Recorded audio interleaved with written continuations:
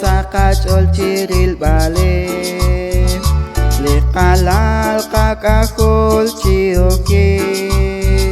sashkanji liqakwario chat kanak biqikin at Jesus coach benek liqalal kakahol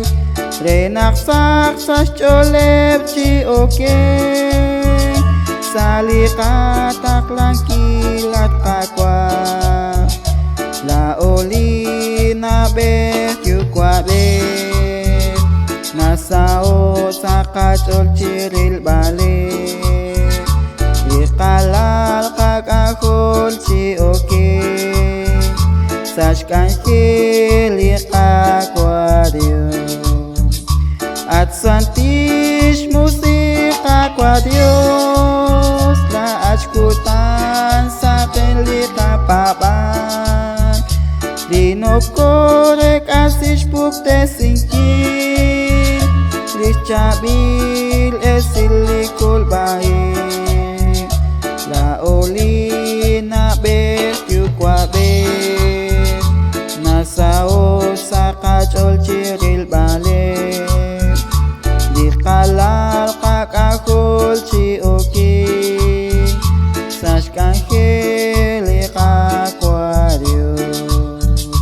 liqakwano kostek ashpukte singkil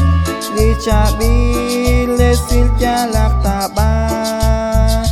aanku katak nangkil eshkomon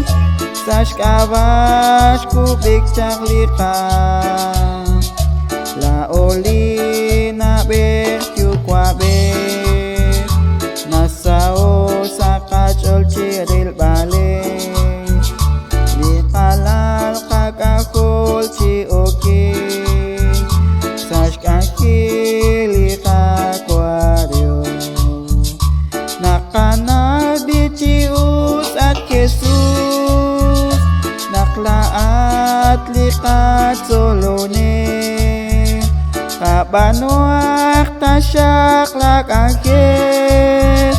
utlakot sakalat solomta Laa'o lina'b'eej Yuwa'b'eej nasao sakachol